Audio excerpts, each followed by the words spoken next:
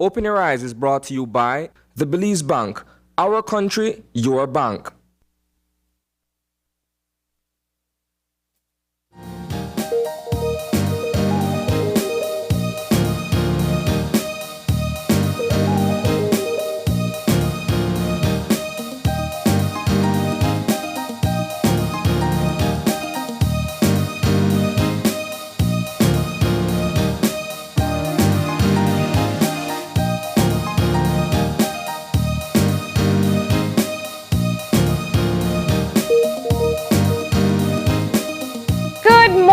And welcome to Open Your Eyes. Start your morning right. I am John Palacio. And I'm Marlene Cuellar, and thank you for joining us this morning. Thank you. My goodness, it's nice to have you back. All right, hey, yeah. Yesterday. Yeah, I did. I always get the rice bunny in this situation. You get the midweek, right? So you've reached the middle of the week and it's sliding into the weekend.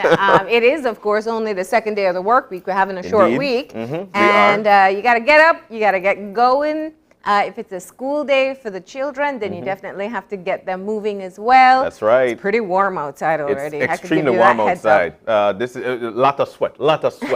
But you're totally right, Marlene. If in the light that you need to move, you need to go somewhere, then it's best that you wake up right now and try to get it done. If you're planning on heading out somewhere in the other parts of the country, then you want to do that as early as possible as well. Then again, you want to drive slower because gas is at a price, you know. Well, and the traffic. You're starting to see that not many things are pre-pandemic. The pandemic isn't over as yet. No, it's not. But the traffic is definitely getting close to pre-pandemic levels. Even with gas prices. Even with gas prices. But I'll tell you what, as a parent and having to take my children to school, I feel like for some reason or the other, we're displaced. Like we don't know how to navigate the traffic like we used to do one time. I mean, especially you're heading over to St. Joseph area, there is a lot of traffic there. So if you're planning on leaving anywhere, then you might want to leave very early because seriously, here in the city, at least, my goodness, you venture out for lunch? Not into traffic. Even during the lunchtime. Like, oh my goodness, where is everybody going? Everybody wants to go somewhere. Well, the thing is, for the schools who haven't gone back full face-to-face, some of them are still doing half-day sessions. So I think that's part of it. But yeah, I was thinking about that last week when I did get stuck in traffic. I'm like, you go. Compared to the days of lockdown when you were the only car sailing, on the road. Man, it took you 2-3 minutes and you're downtown just like that. But nonetheless, eventually we'll get back there. Marlene, we saw what happened at the start of the pandemic and how everybody was displaced because we didn't know what to do or how to live with it. Now we're getting back to, I don't want to say normalcy, but at the same time we're getting back to whereby we're able to move from point A to point B again. But it's hard to navigate ourselves because it's becoming like something new. Yeah, I think, it's like when you put a skill down, you stop doing it for a while. It feels unnatural. Yeah. So I think that's where we are at this particular point. But one of the things I also want to shed light on, especially speaking of trying to get back into things, is, when it comes to these mass gatherings and mass parties, at this point we're seeing that we're not, as much as we want it so much, we don't know how to behave out there. We're not doing it like we once did. And the security forces are only the security forces. But we need to be our biggest security force. And one of the things that we saw from the Park Fest is a lot of displacement. People didn't know how to navigate. I took a drive out there. You did. I took a drive out there. It was me and one of my best buddies, and it was, look, make we turn back, but we can't turn back because the traffic was crazy. And you turn into other lanes and you can't even park. I'm park up the Bilama and just walk to the fest. It's I find there are two groups of people. There are people who are fully willing to embrace being back in crowds, and there are others who are still, it's gonna be a relearning process for me to feel comfortable in mass gatherings of that size again, because maybe I'm the only one and I might sound strange, but it's almost after all the COVID awareness and education, it's like I see droplets. It's like I look and I'm like, I can see respiratory droplets everywhere and exchange of it. It's crazy. Only the matrix left and you're good to go. But that's a sense of heightened awareness that was built because of the risks associated with COVID-19. And well, we're going to have a conversation a bit about where we are today, so we can dive into that deeper. But there are steps being made to be able to kind of get us back to what we have been accustomed to. And I think for some people, mentally, it's going to be a bigger adjustment than just having rules or regulations removed. Yeah, you're totally right. And while you said that, I'm here thinking, should we even go back there? Why don't we just go forward?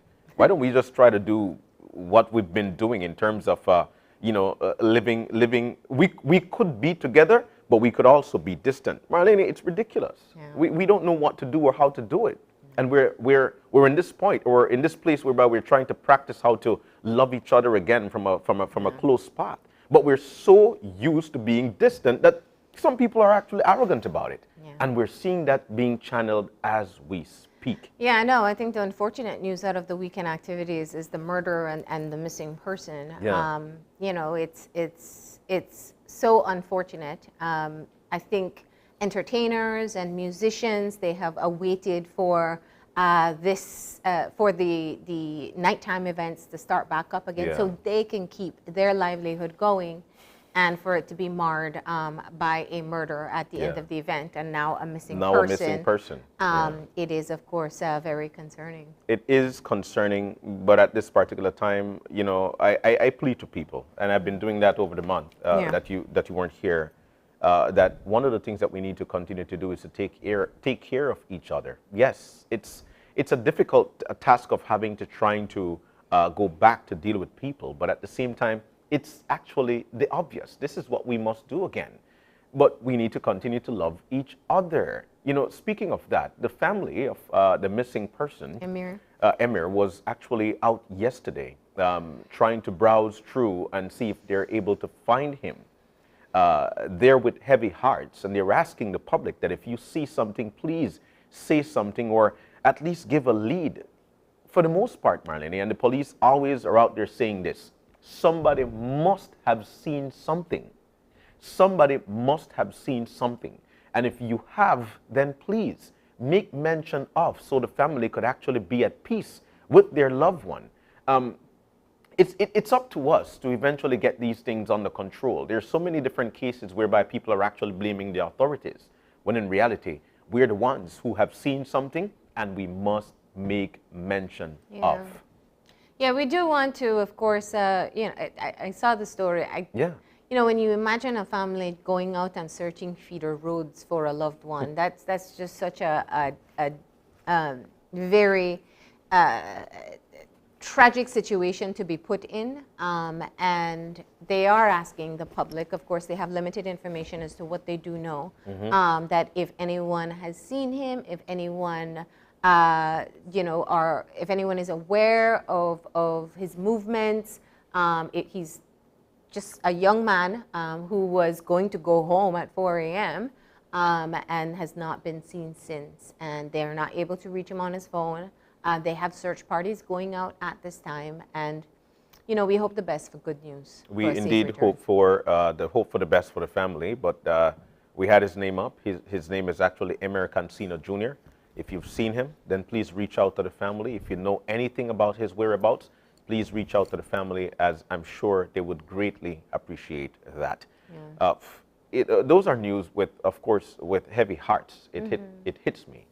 We see these things every day in the newscast, Marlene, and people would say, my son didn't do, or my son was a very good. But at the same time, there are people out there who must know something. This is with heavy heart. And that's just one of the news coming out of one of the stories coming out of last night's news. I think, Marlene, that the big thing coming out of the news last night, the churches have delivered.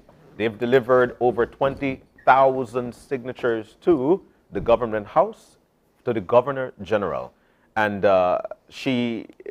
now what they're waiting for is for her to make that next step of passing it on now to the Elections and Boundaries Department for vetting and then eventually move from there. The government of Belize is saying that there'll be a halt on the signing of the bill into law so that the process can take its course. Where to go next, Marlene? That is definitely something that we've got our radar on, and we will definitely be sharing with you the play-by-play as it becomes available to us. Yeah, and of course, the government did issue a press release acknowledging the receipt of the 20,000 signature, acknowledging that it is a bright spot in our democratic process, that voters have it within their capacity to be able to attempt to trigger a referendum. The vetting process is important, and it has to be registered voters who have in fact signed on to the petition. So I imagine that's going to take a bit of time as well. But the question moving forward, I mean, I'm really interested to see how this will go.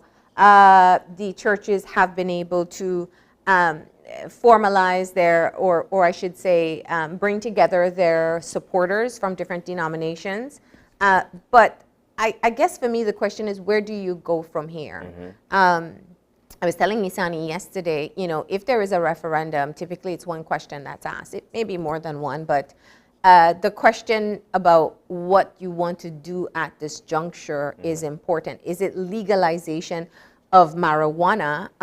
And what does that mean for those who have signed on to the referendum, to the petition for the referendum? The simple fact being that we do have legally the right to be able to possess 10 grams of marijuana, of cannabis, I should say. So are we talking about a referendum to repeal what has already been decriminalized? Are we talking about keeping this very you know, confusing situation where you can possess something but not legally purchase it? Yeah. So what is kind of the core issue here? That's the question that I have, and how will that be reflected in a referendum? And I think actually what you're doing there is actually putting the idea up front, because you know, particularly I don't think that a lot of people were actually seeing exactly what you're talking about, because there's so many questions to be asked. Yes, 10 grams decriminalized, you're able to have that. Yeah, it's already in the law. Yeah, that's in the law. But marijuana is actually illegal at this particular point. So the sale, the sale is illegal. The purchase is illegal. The recreational consumption in your own properties with lots of different stipulations, that's allowed. That's allowed. So, you know, so there's so many questions that must be asked indeed.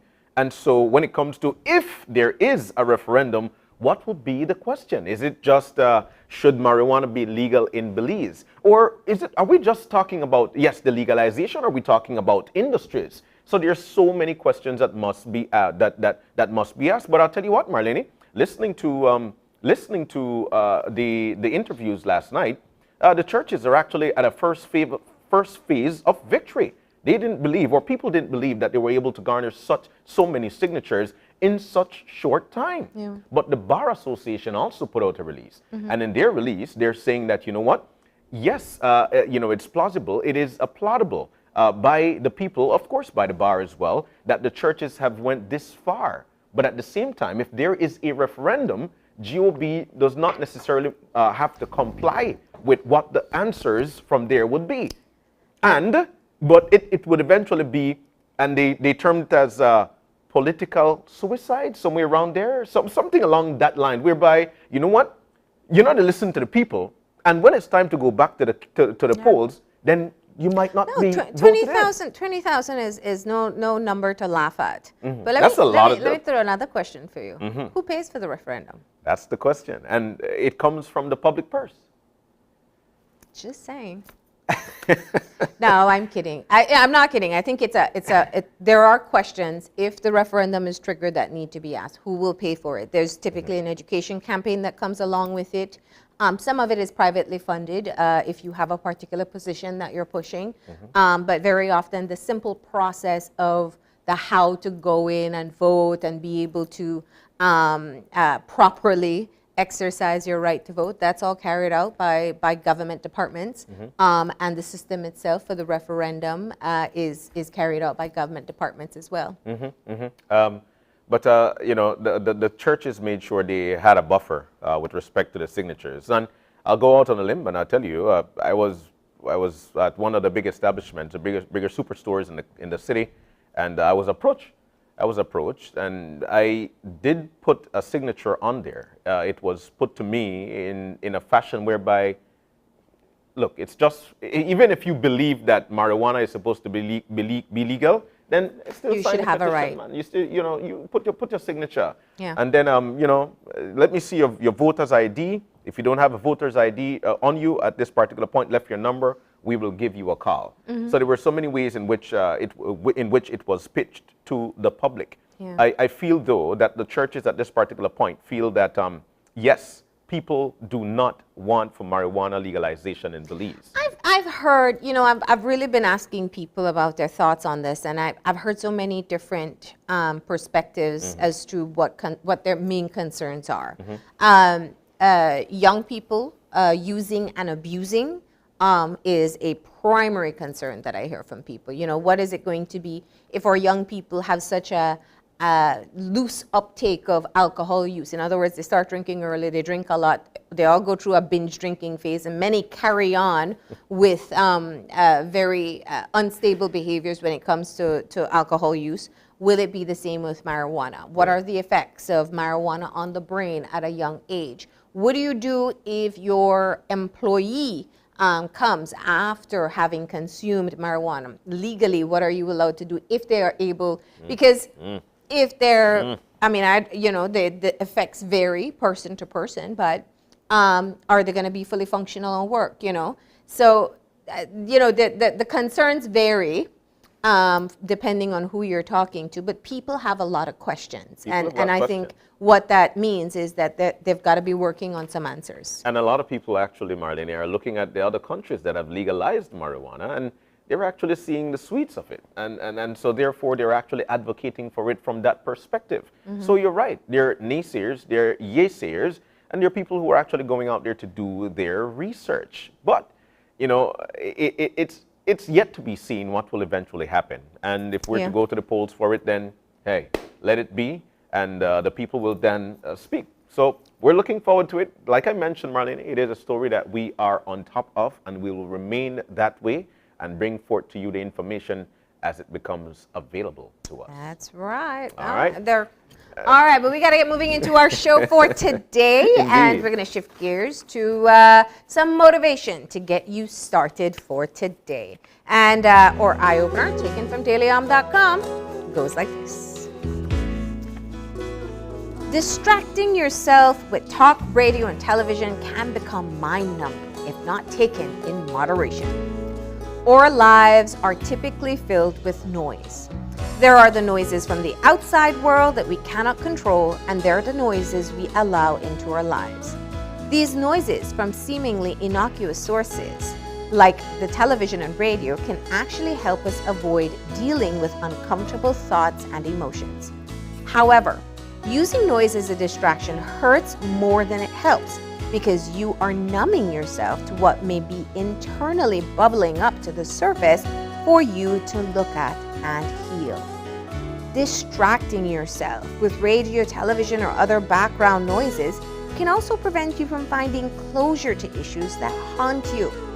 When you go within, without the veil of noise to shield you from yourself, you'll be able to figure out what you need to heal. Embracing silence and introspection allows you to work through your thoughts and emotions and transmute them. Free of the need for noise, you can accept your pain, anger, and frustration as they come up and turn them into opportunities to evolve. I'd like to see Let's Teach It. I'd like to see Let's Teach It. So before Marlene, you turn off this talk TV show, right? Hear what we got to say about this one. Yeah. The one thing that came to mind for me, how much we don't realize that we need silence to be able to process things. And I'll give you the classic example. You're in the car, you're confused about something, and all of a sudden your radio sounds so loud whatever music you have on, you have to shut it off and figure out, okay, where am I going? Yeah. What am I supposed to do? Yeah. Because your mind needs that silence to focus. Don't we all do it? We There's all do nobody it. else in the car, right? We all do it, and especially when it's time to reverse, because we want to pay keen True, attention right? to. Yes. So we lower the Gotta lower the maximize volume. that brain power. Yes, and we're going to, but I'm glad there's not a gender difference here, right? no, there's not. There's not. There are a lot of people in the same boat. I can tell you that much. We're But not saying silence will help you with your reversing skills, but it may make you focus better. Marlene, I say, I think this is something that needs to be taught, because there are a lot of people who actually venture off the field that listening to music or watching TV will distract them. But this is saying clearly not. What you need is some silence so you could deal with that internally. See the real effect of what's bothering you, and then you nip it at the bud. But the only way you're able to do that is if you focus on it. And a lot of the times, Marlene, we fail to focus on there. I'll give you an next example. It's the same as drinking alcohol because you've got a problem, and then you feel like the problem is gone, or maybe for that particular time, but it comes right back. It simply means that alcohol done your problem. That is not your solution, or listening to the radio or the TV is not the solution at that particular time. What you need to do, take some time for yourself, get into silence, and think about what the problem is, because there is a way to solve it. And like they always say, if you can't solve it, then why you worry? Yeah. Or if you could, then why worry? Put it into perspective and get it done. That's the reason why we have to teach it. You know, I think there are pros and cons to this, because when you consider, for music especially, for some people music can be very soothing. Oh, yes. But I think the issue here, or what the eye opener talks about, is when you use things to be able to distract you from actually having to force yourself to listen and feel what's going on inside you. And we've all done it. You know, you get home and you're like, I don't even want to think about what's coming tomorrow or what happened today. I'm gonna turn on Netflix and just binge, just watch TV. Binge watch for a while, Yeah. or blast music and, drown out whatever is happening in my head. But it comes back. Because we don't want to deal with it. don't. And silence can be so uncomfortable for a lot of people. Silence can be deafening. We've heard that so many times. But I'll tell you what, Marlene, it happens. Okay, I'll give you a good example. All right. When I, on a Tuesday, I get home from work, and the first thing on my mind is, what am I going to wear on a Wednesday? Then I push it back, and I watch some sports or some news or whatnot. But I know that I have to fall right back to it. Rather than as I get home, I try to deal with it and then have a calm or ease of mind throughout the rest of the evening. Yeah. So this is a perfect example of that. But if you've got something that is bothering you, give yourself some silence, give yourself some time, and try to nip it at the bud. You never know how far you could go with that. All right. All right, that's Good. just some additional motivation for you. Have the conversation at work, and let's see how far you can go there. But we need to take a look at the weather. Catherine Cumberbatch is on the line as we speak. Catherine? Yes, morning neighbor, morning neighbor. Morning. How are you? I am doing good. I'm not going to complain. Just giving thanks. That's all. I love this Excelente. energy that you're bringing to us this morning. Love it. So, Because I see my neighbor, man. I see my neighbor, well, man. I see my we're neighbor. here, neighbor. We're here. We're on share Johnny Cake. You know, worry about nothing. But let's jump on into the weather, Yes. Catherine. At this point, like, for instance, we're at just about 7 o'clock, and it's hot. What should we expect in the general situation, and then we go from there? Okay, general situations, we have a moderate easterly flow prevailing, and for the next 24 hours, Jan and Marlene, we could expect sunny skies with some cloudy spells, and the high temperatures are expected to reach 87 along the coast, 93 over the inland areas, and 80 over the mountains. Tonight, the skies will be partly cloudy, and temperatures will go down to 80 along the coast, 72 inland, and 66 in the higher elevation. As if you're watching our radar or the satellite picture, you can see that we have a few showers offshore, and we expect those few showers to continue, just scattered along the coast today, and you could probably get a chance of an isolated thunderstorms with that. And then by tonight, the shower activity will be isolated. So it won't be that too bad. The winds will be coming out of the east at 10 to 20 knots. The sea states will be choppy, and the outlook for Thursday and Thursday night is partly cloudy skies with only isolated showers, except for a few more over the south along southern coastal areas. Yep. In the sargassum forecast, the chance for more sargassum mass to impact and land on our beach, landing on our beaches will continue to be high during the next coming days. And the fire forecast, the risk for forest and bushfires will remain moderate to high over the next 24 hours. That is what I have for you all guys today. All right. Catherine, we want to thank you. So how soon can we expect the thunderstorms? No, the thunderstorms could develop anytime during the day, but it's just an isolated thunderstorm. So it might be somewhere along the coast, you could get an isolated thunderstorm. And we expect that thunderstorm will, if it do develop, it will be mostly down the southern coastal areas. Just an isolated thunderstorm. All right. You hear thunder, rumble, and that's about it. Good. So people can wait it out. They know that much. Yes, of course, man. Yes, you can run between the showers, man. The showers will come and some that are outside, some that are outside. They run between there and dodge it and thing, man. All right. Yes, man. Thank you so much for that update. You have a great day today. Have a great day, Catherine. Okay, you too. Stay safe, man. All right. And take care. Thanks. Welcome. Bye. Now we know exactly what to expect. It's always a great time chit-chatting with Catherine Cumberbatch and all the forecasters at the National Met Service. Thank you. All right. It's that time of the morning. We let you know exactly what to expect for our show for today. We've got three very important segments to share with you. As a matter of fact, we'll be starting this morning with a conversation about vaccination and boosters campaign. The ministry put out a notice that, hey, if you're 6 years or older, you're a frontline worker, you could get your second booster. We've got a lot of questions for them in the first segment. The second part of the show this upcoming weekend is the Ariel Rosado Foundation 10th anniversary ride. And of course, we know that this foundation has been working to provide scholarships for children to be able to attend school. And so we're going to find out more about how the ride is used to build awareness and also get donations for them to continue providing educational opportunities. All right, so we're looking forward to that conversation.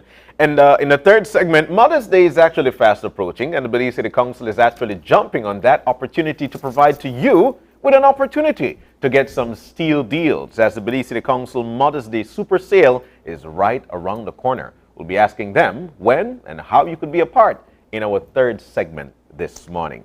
We need to take that break though, but just before we do, pause. Yep. Just pause. Just pause. I have to deliver the special request that comes along with this. There John. you go. If you don't sing this happy birthday, you'll have problems leaving this office. Oh my God. I'm just saying, I give you the heads up with lots of witnesses. Ooh, man. So this is, of course, one of our colleagues' child. Oui, Kelly's. Oh, yes. We want to say a big happy birthday to none other than Kelly's Clotter, 7 years old today. Look at her, so we need to go with it. Kelly's, happy birthday to you. Happy birthday to you. Happy birthday, dear Kelly's. Happy birthday to you. Wonderful. You get a whole song. Wonderful. People will call you to hire you to sing happy birthday to them. All right. But we got to take that break. And when we come back, we're going to get the latest information on COVID-19, vaccination, boosters, and we'll talk about variants as well. That's coming up in a few, so stay tuned.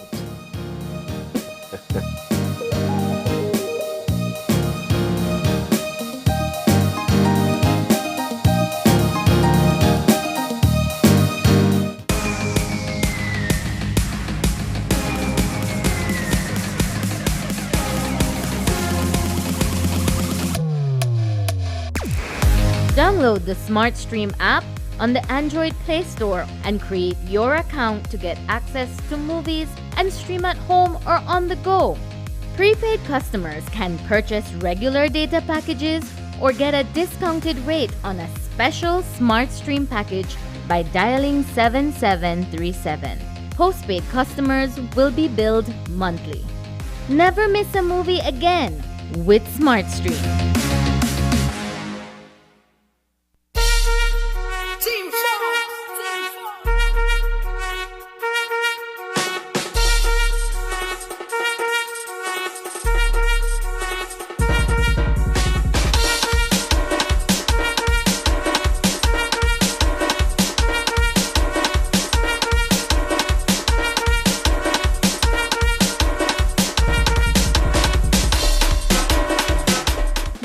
life just got a lot less complicated with Belize Bank Contactless MasterCard Debit Card. Introducing our Standard Debit and MasterCard Platinum Debit Cards. Now you can make purchases anywhere MasterCard is accepted with one tap, pay and go. Your contactless card never has to leave your hands, especially in these times. And your card is embedded with multiple layers of security. Platinum cardholders get to enjoy extra benefits like price protection, purchase protection, trip inconvenience, and luggage protection, just to name a few. Start enjoying a cashless lifestyle today with the Belize Bank. It's almost Mother's Day, and we all know that moms deserve the best. Show your mom some love with our special deals on selected products. Whether she needs a laptop for work, a phone to keep in touch, or a TV to enjoy her favorite shows, we have the perfect gift for her at Cellular World.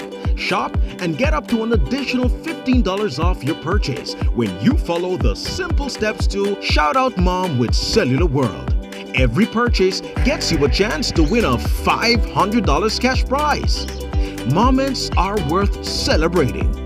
Celebrate, shout out, and spoil your mom at Cellular World this Mother's Day. Are you looking for low-cost television advertising? Have we got a deal for you? Advertise on Channel 5's Daily Classifieds. Channel 5's Daily Classifieds is one of the most effective methods for introducing yourself and your business to the community. Use our Daily Classifieds to recruit employees, promote specials, promote your products or services, promote a business opportunity, increase traffic to your website, and advertise items you have for sale. Let us help you to save valuable time and money. Call us today at 280-0013 or visit us at our offices on Coney Drive to discuss how we can help your business grow affordably. Channel 5 Daily Classifieds. Advertise today.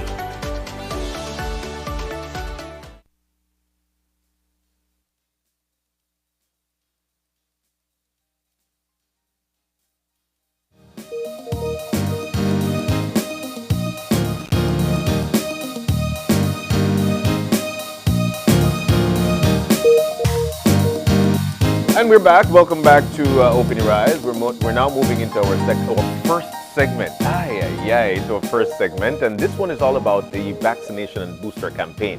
Now we've got the pros in to tell us all about it. Dr. Natalia Larga-Espada-Beer is in with us. She is the Technical Advisor and Maternal and Child Health with the Ministry of Health and Wellness. And also Dr. Jorge Hidalgo is in with us, Internist and Intensive Care Specialist. Good morning to both of you and welcome. Good morning and thank you for having us again. I'll tell you what, it's nice to have you in. And the topic at B is definitely one to reckon with. Let's talk about it, vaccination, boosters, and this campaign that we've got going on. The ministry had set out a new memo saying that, you know what, if people are able to, if you're eligible, which is you're 60, you're with your frontline worker, then it's time for you to get your, and chronic illness, you need to go in for a second booster. What's that situation like at this particular point? Let's start with Dr. Beer.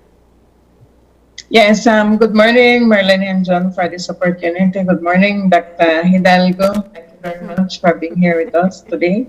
And well, we're in our 14, 15 months since we started the vaccination campaign.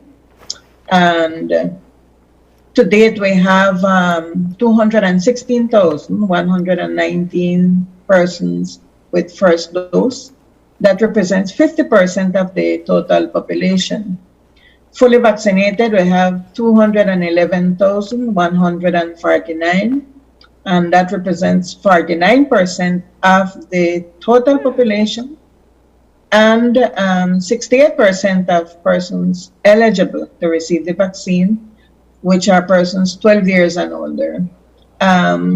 We know that there is a waning response, immune response, and hence the reason to request persons that are at greater risk to get a booster, second booster.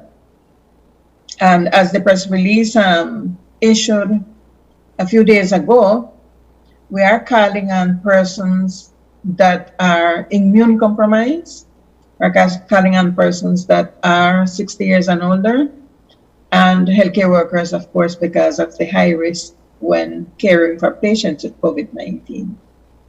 Okay. So from the numbers that you just provided, that sounds like the majority of the eligible population for vaccines have received at least a first dose. Yes, put it another way, out of every 3 Belizean that are eligible for vaccines, to get vaccinated, only 2 are vaccinated. So we still have 1/3 of the target population to be vaccinated. Now, what about booster shots? How are we doing there?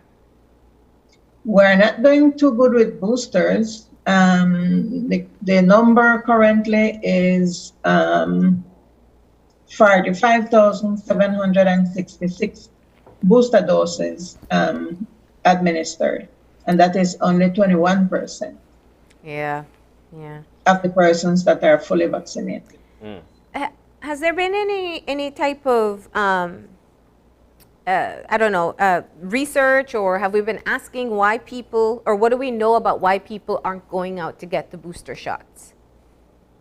I think it's the issue of the misinformation that is still circulating. And I think we tend to, because the numbers are low, why get vaccinated? But the issue is not the numbers. The issue is, am I protected against severe illness? Yeah. So if you are 45 years old and you are taking medication for chronic illness, you're a candidate to, if you get infected, even vaccinated, to have severe COVID-19.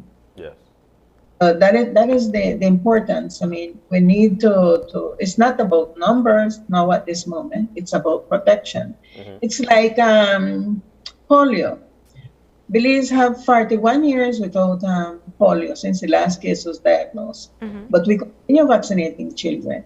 Why we continue vaccinating children? Because we haven't eliminated polio worldwide. Yeah. So we don't want to run the risk.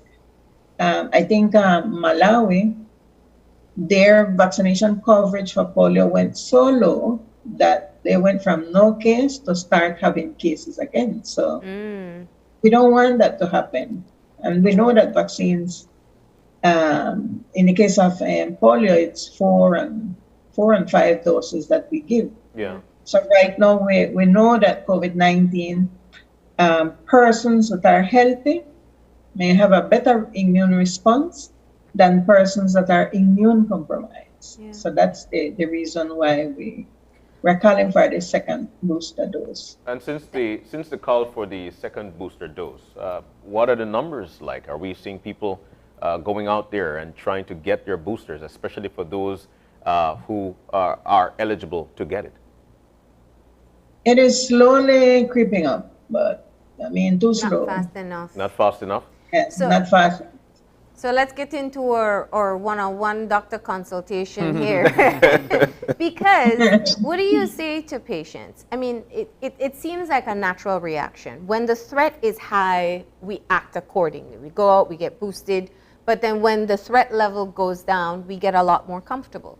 So getting a booster shot when we see cases or new cases being reported as low as 30, 40, what's my likelihood of really coming in contact? How do you explain to people the need for the booster shot? Yes, well, first of all, we need to say that everybody have already fatigue, as we already have in this conversation previous. Nobody wants to hear anything about COVID-19 anymore, but unfortunately, we are still in a pandemic. Yes. We like it or not, no? And then of course we see a lot of hotspots around the world. That's important. No, we see several countries that are still struggling. Still countries that even believe it or not, they are not getting any, only a few vaccines. No, if we want to see what is the situation around the world in terms of vaccines, I mean that we see that 65.4 of the world population has been vaccinated, more or less 11.6 billion dosage, and only 15.8% of the people in the low-income countries have received at least one dose. I mean that we are very far to say that the pandemic is going to be over. No, even the World Health Organization, they meet every 3 months to discuss that, and in the last meeting they say that we cannot conclude, or we can say it's not an endemic as yet. I mean that we're still on pandemic, and then that's the situation with vaccination. Can I ask a question? Yeah. The way the booster shot is being pushed, it almost it gives people the impression that 2 shots is not enough to keep you safe. Is that the situation? Well, we need to basically back to what we have in terms of science. No? Yeah. I mean that the first country that started with the second booster shot was Israel. And then the data is published in the New England Journal of Medicine, and then basically that they found out is that in the people that are immune compromised, 50 and older, and of course the people at risk, the situation is that they noticed that the protection was waning out, waning off. I mean that after 4 months, I mean that they say, okay, we need to give our people 50 years and older and people are immunocompromised and our frontline workers additional protection, and that's why they start to administer the second booster dosage, and then we noticed that a reduction on infection cases, but most importantly, hospitalized and people being admitted into the critical care unit based on the Israel study, and that's why other countries like Chile, Panama in our region, they start to recommend the second booster dosage. Yeah. And now, of course, recently the CDC, also US, they start recommending the second booster dosage for this particular group of population. Yeah. So it's an added layer of protection. Definitely. From getting the severe form of the illness. Definitely. And let's talk about the variants that we're seeing rearing heads now. The BA2 is definitely one of them to be spoken about right now. What are we seeing right now with variants? Well, as we always have this conversation, and I say the virus live to live.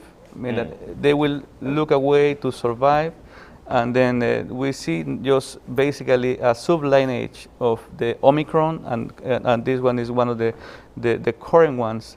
But of course, in our main concern is that we will have a variant or sublineage that is going to be different, that's going to be more aggressive, and then we always have that fear of have a surge of cases or a new wave of cases because of having a new sublineage of Omicron, of a new variant that could be have the ability to escape immunity and all these different aspects that we always talk about the variants, and of course the possibility of having a sort of a wave again. Yeah. How do you, I mean, is the variants, as the new variants come out, it seems that they get milder each new variant. Will that be the continuing trend? Do we know that? Unfortunately, we don't know that, and that's why the importance of people getting protected, because we will love, like Omicron was something different, because of course came and it wasn't too aggressive than Delta, and of course the last sublineage of Omicron is more, we see more cases, but the rate of hospitalization and the rate of patients dying is less, and that's a good news. And we would like to continue that trend, but unfortunately, it's something that we cannot guarantee. We don't know what the new variant and the abilities that the new variant, the skills that the new variant is going to have, and how these new variants can affect us in our daily lives. We continue to hear a lot about variants, and we know for a fact that when it comes to these diseases or viruses, they continue to make variants. Somebody had asked me a question. I told him, you know what, I'm not the pro. You're here now. Let me ask you the question. We continue to advocate for boosters, or not for boosters, but for vaccines, for you to get your vaccines. And the question was put out that is it with people who are not vaccinated, we get variants being formed from? Put it that way, as I say, if we have a huge number of cases infected, then the possibility to have a new variant is more. Hence the reason why we want to have the less amount of cases. And that's the importance to get vaccinated. And of course, we would love to have 70% of our population vaccinated and 100% of our people in risk vaccinated. That should be our main goal, and that's why the ministry is working on that campaign to trying to achieve that goal. But again, this is also our responsibility as the trying to share information. No? So, Dr. how is the rollout of the vaccination and booster campaign going? I mean, how do you try to reach the persons who stopped at one dose or those who have been hesitant to get that booster shot? Well, the booster shot is being offered at the same vaccination sites where people get their first dose, second dose, and the Ministry of Health and Wellness, we are going the extra mile. We are calling out persons who have, for example, second dose pending. We have a team of persons, that call each person that have second dose pending and inviting them to reach to the vaccination site. Now we are calling persons that are unvaccinated to offer them the vaccine so that they can know what is the vaccination site that is nearest to them. And similarly with booster dose, as Dr. Hidalgo correctly mentioned, I mean, it's at this point is protection. That is what we're looking for, protection of the population to reduce the number of cases that can continue to occur in the leaves. Doctora, do you feel that maybe because people continue to hear of some of these vaccines being expired or near to expiry date, that would give them the reluctance to want to go on out and get vaccinated? Well, the vaccines are not expired. They expire by the end of May. And I think we clearly stated in the press release that after the end of May, only Johnson will be available at the vaccination sites. So, and I wanted to venture up there. So what do we have in country right now? What's available for this month? We have Johnson and we have the Pfizer. Okay. And by the end of this month, you won't be using the Pfizer anymore. After the 30th of May, we only would have available the Johnson vaccine. So if somebody's first shot was a Pfizer, what would then be their second dose if they don't go in May? Well, in that case, we are working towards getting more vaccines, but at this point, I cannot give you any detail. As it's not, we don't have anything concrete right now. And I would like to make much of this opportunity that the government of Belize has secured for more than 100% of eligible persons to get vaccinated. We have received 814,000 doses of COVID-19, of which we are very privileged, 60% for donation.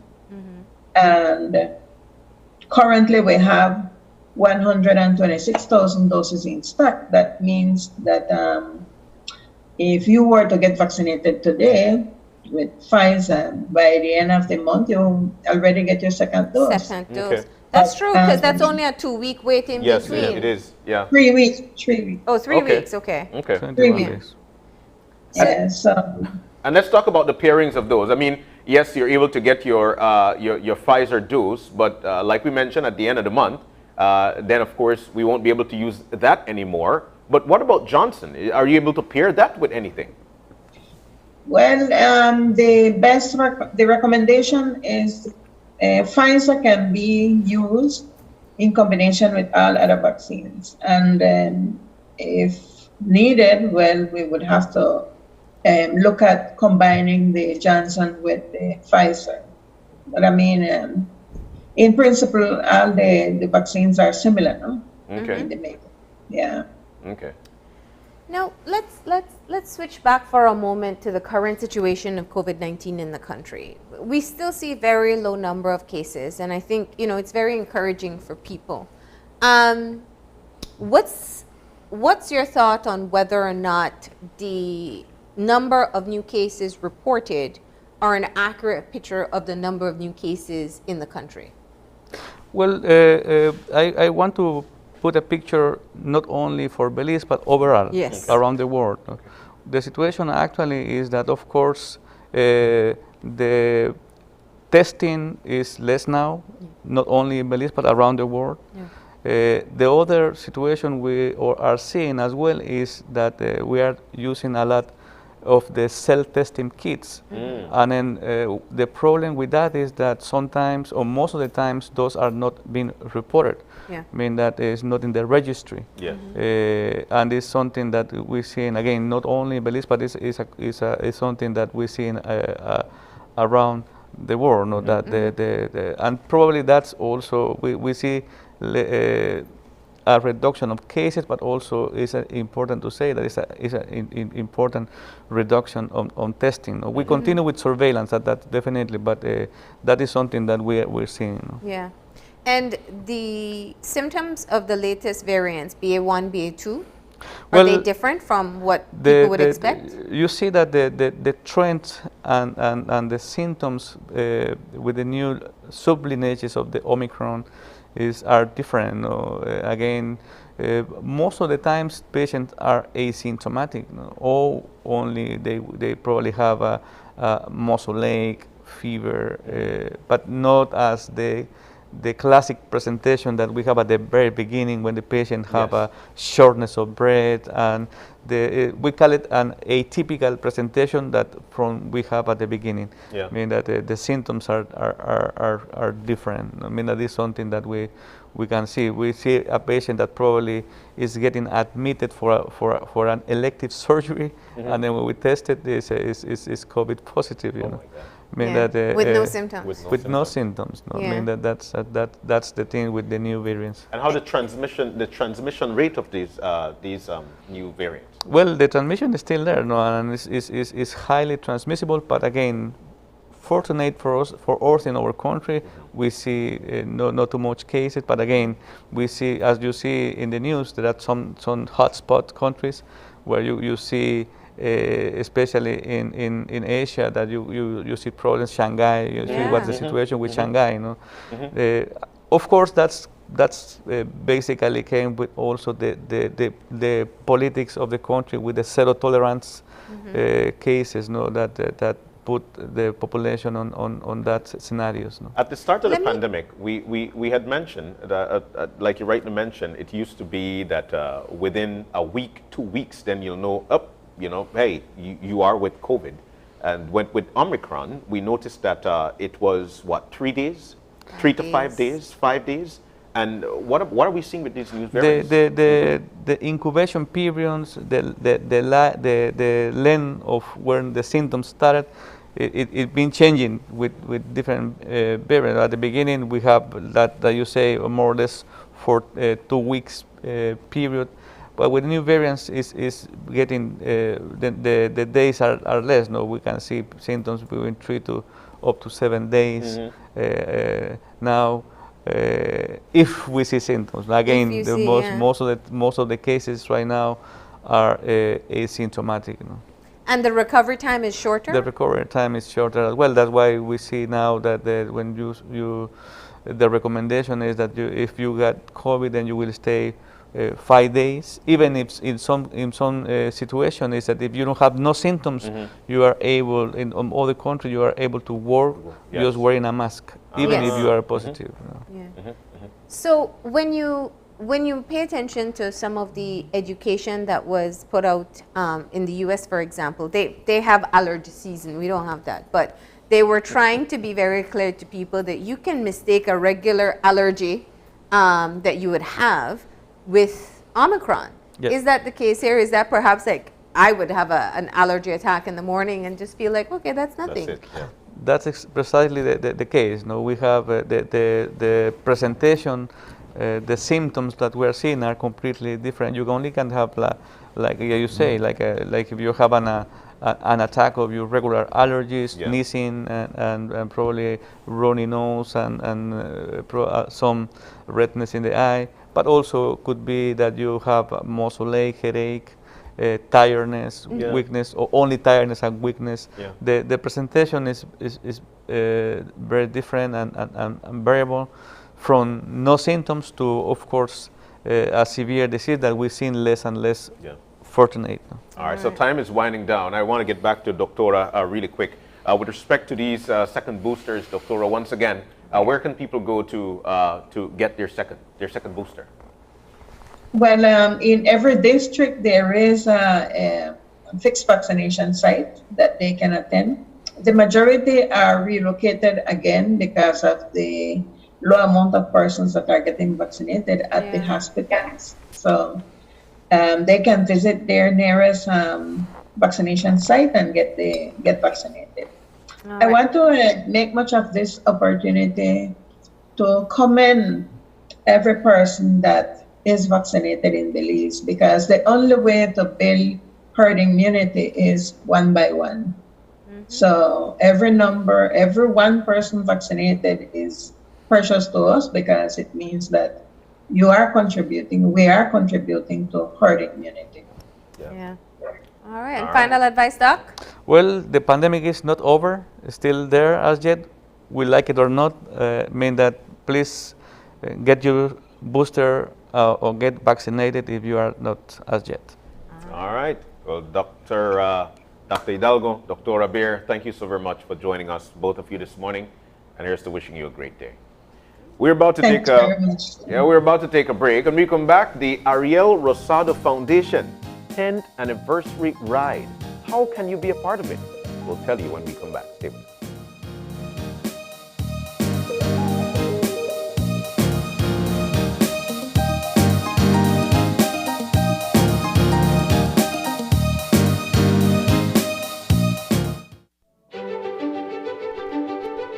Technology is ubiquitous, and it's transforming how, when, and where we work. Fulltech Systems is placing award-winning devices in the hands of information workers, allowing them to work without compromise in a world without wires, to innovate, create, and to maximize productivity anytime, anywhere, satisfying the needs of the desk-centric remote and field worker and every other worker in between. We are providing the industry's best devices to businesses going through the process of digital transformation. Partner with us today to provide the solutions that will allow your employees to work effectively and efficiently to enhance your customers' experience.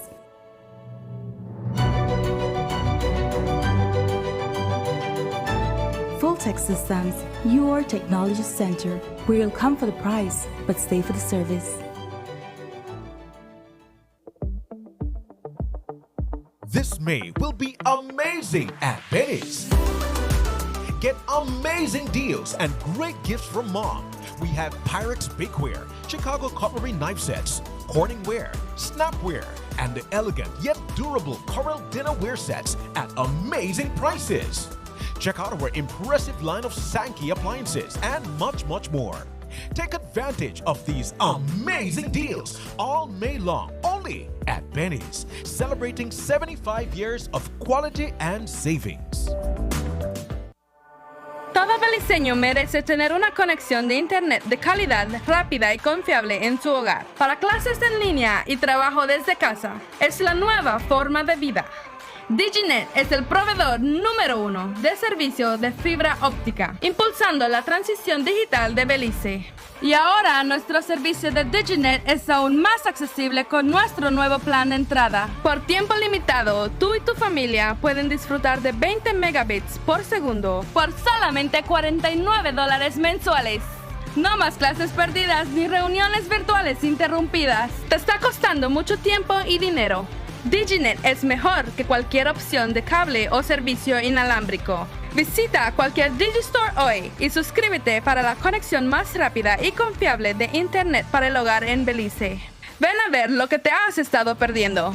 El mismo servicio de fibra de alta calidad, rápido y confiable, ahora a un precio aún más bajo. Para más información, visita www.livedigi.com/Diginet. Digi, nuestra telecomunicación nacional.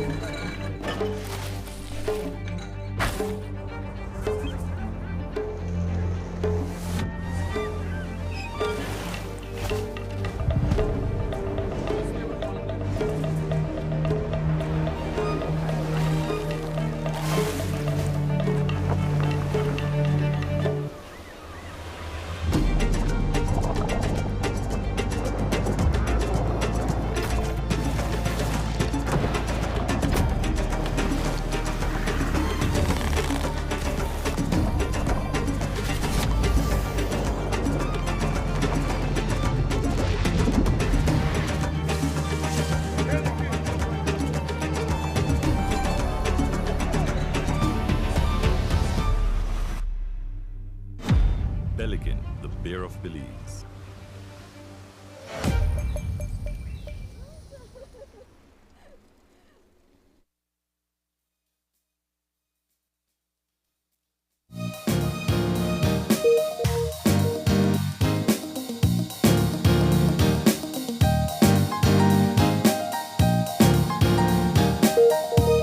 And we're back. We're moving now into our second segment for the morning. And this one is all about the Ariel Rosado 10th anniversary ride.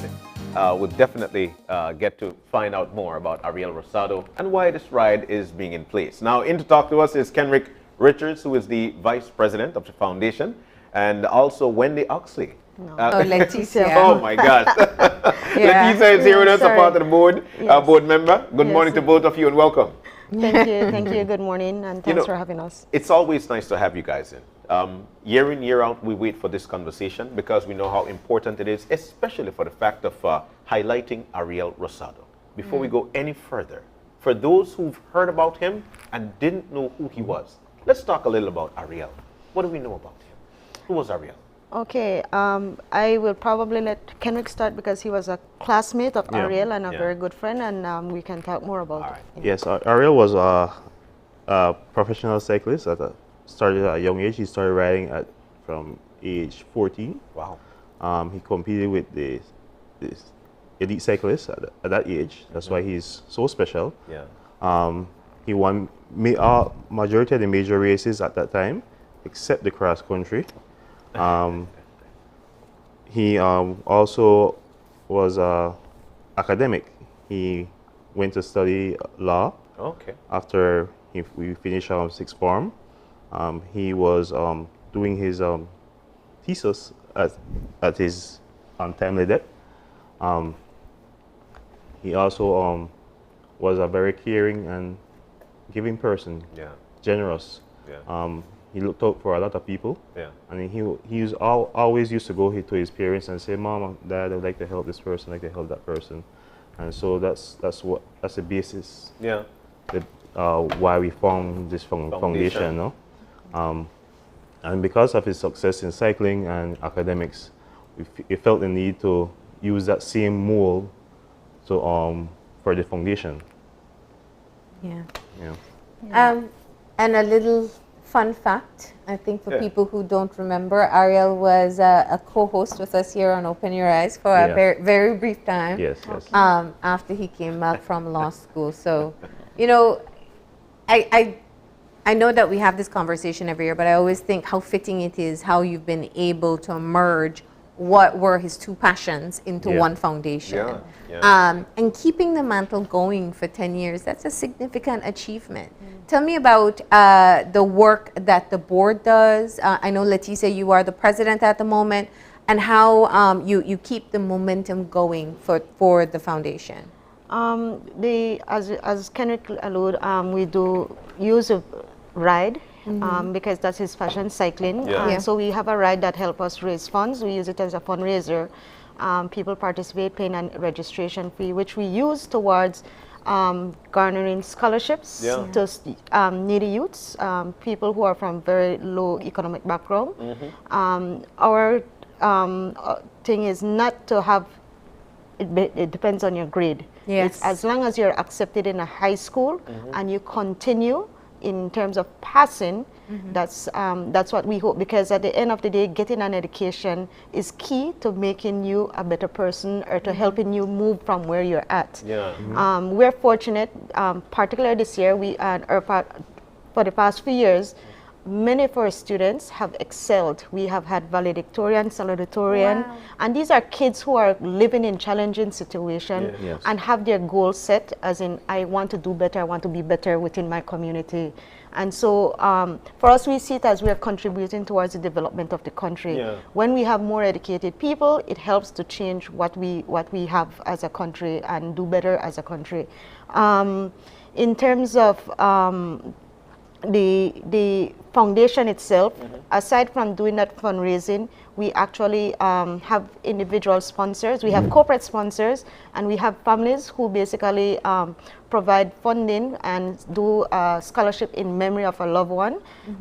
We recently have one for Sister Carolee Chanona, who recently passed. And so we have gotten 2 scholarships that will be in her honor. Last year, or a year before, when we have the principal of Wesley, was it Wesley, yes. Miss Alaris and Androin? Friends came together and basically provide funding and say, we want to do a scholarship. We are asking Ariel Rosado to cover a scholarship for that in her honor, and they donated towards that. As I said, it's family coming together, or friends coming together and basically contribute and offer a scholarship for persons who are in need.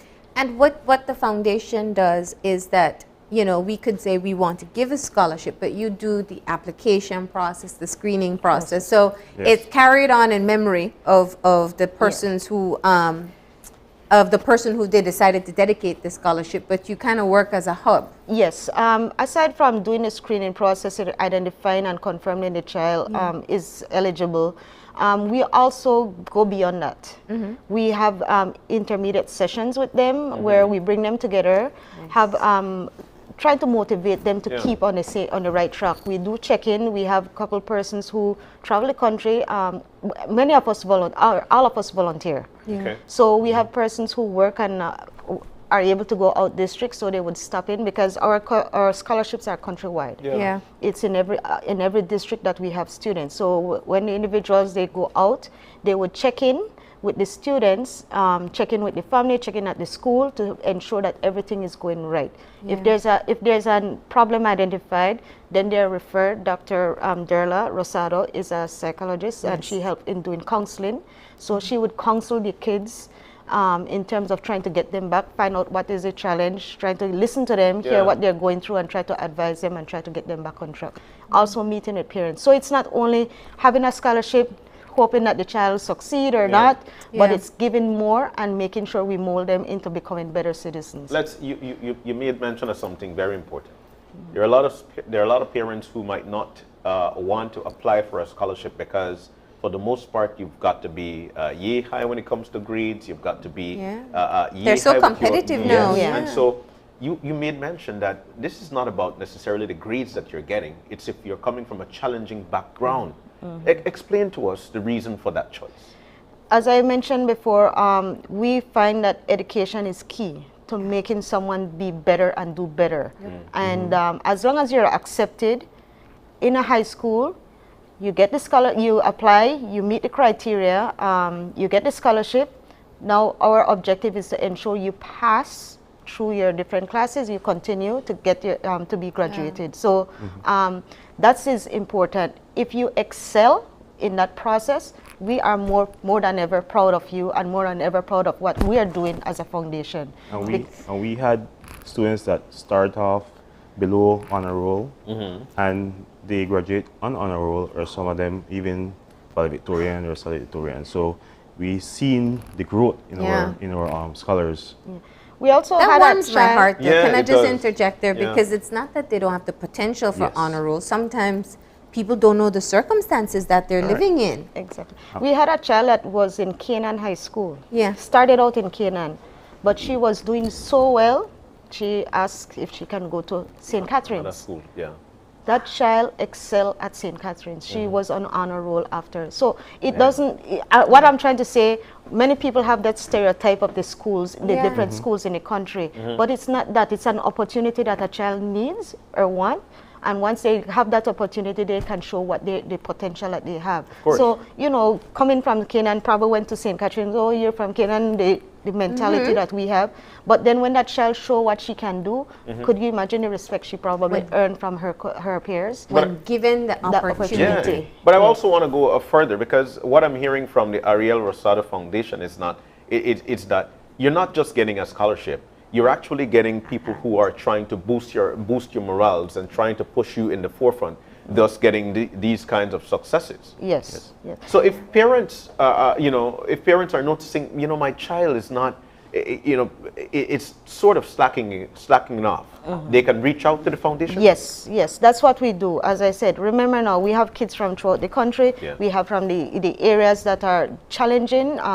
Imagine a child living in the area where there are gangs, there are constant fights or constant negative things happening around. Could you imagine a child trying to get out of that situation? And that challenge, although the child might have a scholarship and going, and sometimes the temptation, the peer pressure is right there. So the parent or even a child can reach out to us, and we will work with that child to get them through that process. So we've had that where the intervention continues, and we manage to get the child graduated in that sense. So that's important for us. How many scholarships have you given out over the years?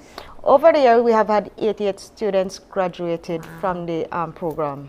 Wow. Yeah. And 88 students. 88, meaning completing their 4 years as of, the end of the last school year. So we had, and how we look at it, we do scholarship per year. So, we would count it as, this year we have about 27 actual students, but although that's just for the year, right? So within the 4 year now, then you would have that by 4, and to get that amount.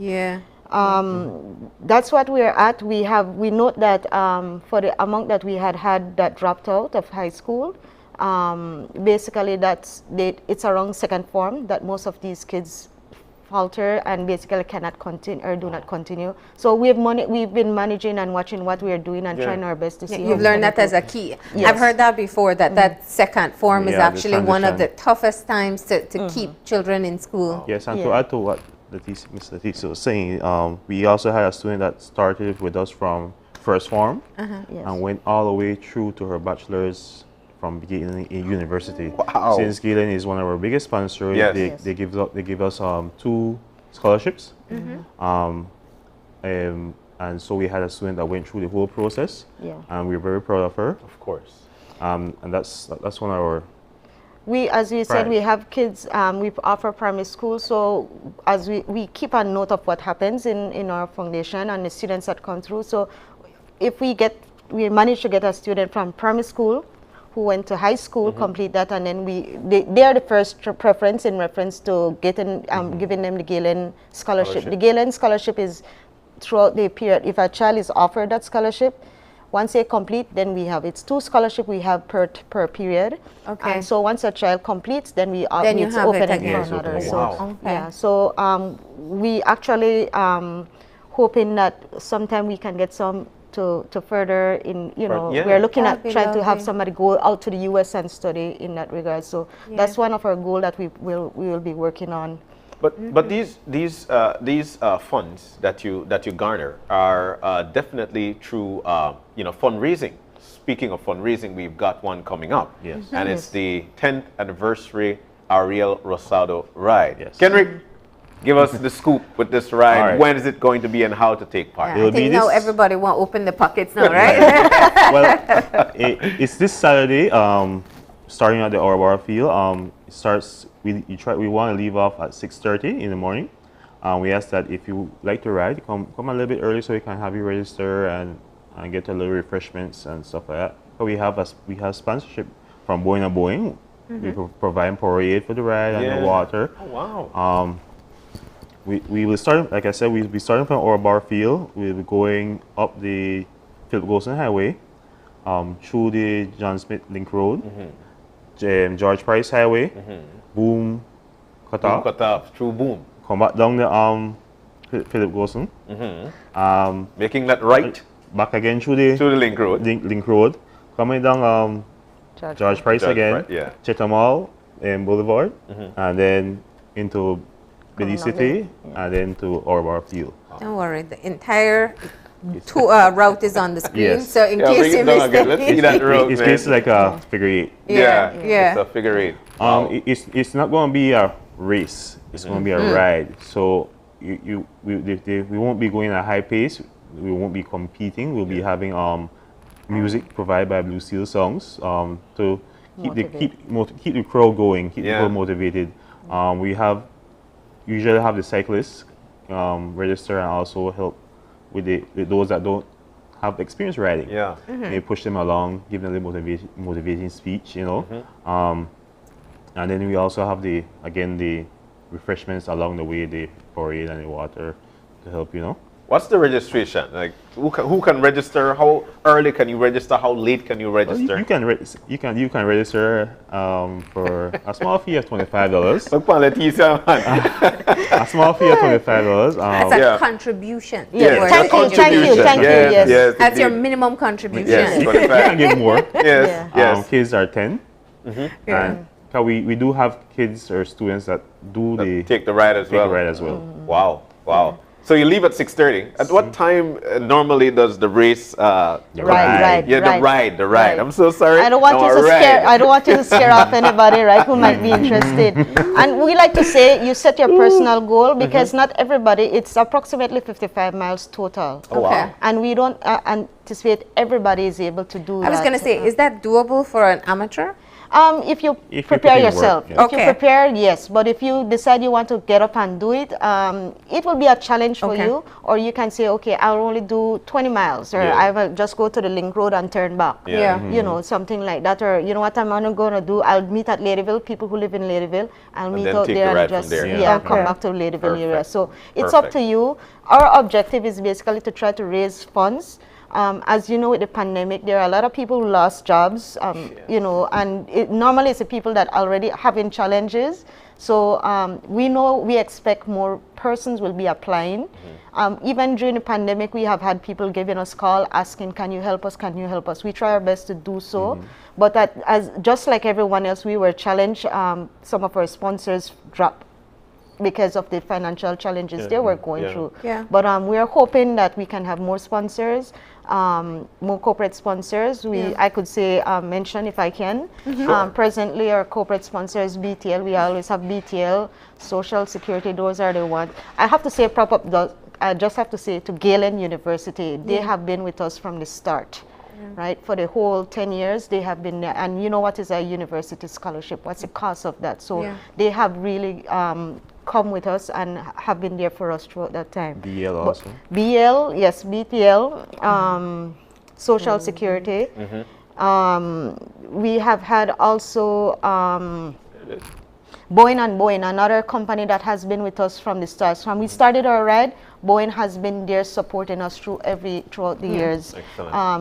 We have the Powerade, Crystal. In terms of support to the ride, we have Belize City Council, who have been there also from the start, the Department of Transport, police department. These people volunteer their time or volunteer their resources to support us during this every year without saying no. So we appreciate all that every time. We have for our ride sponsors this year, we have the Belize Water Service, DJ, and this is just for the ride, no? And we have CDS, that's where we're going to have one of our stops, our refreshment stops to do that throughout the ride. So we're here. So you said it should take about 4 hours in total? More, that would be the longest. A leisurely ride. Yeah, we're going to maintain it at 15 because not everybody can ride very fast. 15 miles an hour. Yeah. Yes. It's not a race. Like a slow, Remember, it's not a race. Like a stroll. It's not a race. So it's a between, we expect 3.5 to 4 hours the max. 3.5 hours, we would probably be back. We're hoping to get those kids who are out there riding. Kayakatus have a group of kids that goes. So if we can attract those, and of course they will keep the tempo. Having the music, it's it's just giving us people talking as you go along. That's it, part of doing a social ride. It's kind of slow, not a race. And so people get engaged, you meet other people, and after that you form groups to go riding, oh, I can ride with you after these things like that. So it's a great start for those who are planning on venturing off into cycling. And your contribution is only 10 if you're young. 12 and below. Young, yes. And then 25 if up, right? All right. And I mean, they should have the proper gear, right? Yes, the mandatory is the use of a helmet. Our registration, you can pre-register. You can just contact us, and then we will basically provide the registration form. You can pre-register, and so that it minimizes the time having to get people coming at the last minute to register. So a beach cruiser is not recommended? You might be able. I know you have support trucks. You tell us every year that if you really hit that wall, there's somebody, a vehicle you can get. As I said, we'll have stop supported by Boeing and Boeing, Powerade and Crystal, and also Champion Security will be providing a vehicle in the route. We will have riders. Normally they volunteer when they're out there to help in. If they see somebody that needs some help or even refreshment, they'll go and bring it for them. And where can you pre-register?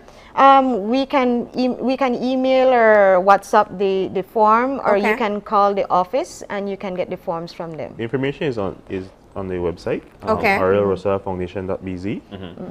You can go there. You can get the contact information. Also, our Donuts Bike Shop also has some of the forms. Okay. And also you can contact us through our Facebook page.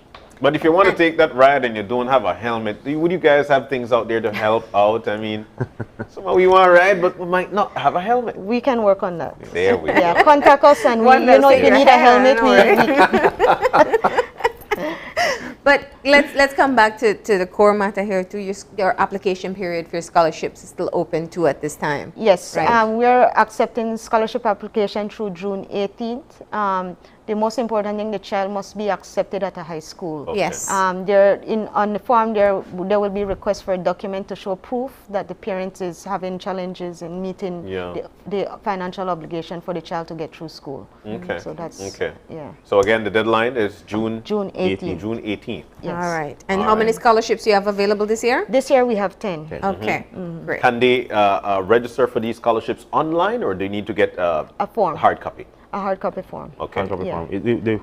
The form is on the website. As well. Yeah. All right, and they submit that to the Ariel Rosado Foundation, arielrosado@gmail.com. That's the thing. All the information basically is on the form and on the website. Okay. But you can do that, or you can actually deliver it at the office, which is on Ariel Rosado Avenue, Just past the Belize Bank, the new, now Belize Bank, what was formerly Scotia or Brody's on the highway. There's a little road right at the side, and you go, and you'll see the big sign for the foundation office. Nice. Sweet. All right.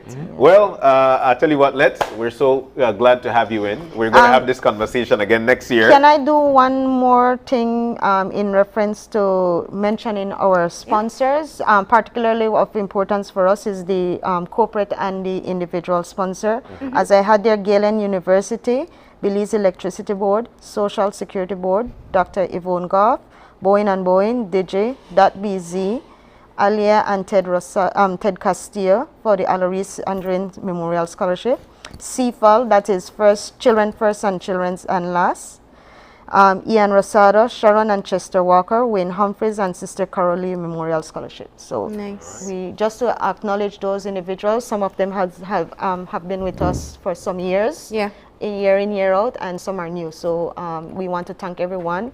Again, the offer is there. If you're interested, contact us. The minimum to have a child, because it's the tuition, school books, and then the continuous support that we give. So it's $1,200 for one child per year. That's what it costs us. So that's what we ask, and you can donate that. We're here, contact us, and we're helping one more child. Thank you for coming in. Best of luck. The ride kicks off on May 7th. What time do you have to be out there? By 6:15 to register, because we plan on moving off by 6:30. All right. And the music will be there to wake you up in case you feel a little sleepy, right? Thank you guys for coming in, and best of luck. Thank you too. Have a good. So we're going to take a break, and when we come back, we'll be chit-chatting with reps from the Belize City Council. Mother's Day is fast approaching, and they've got a sale coming up. We'll tell you about that when we come back. Stay with us.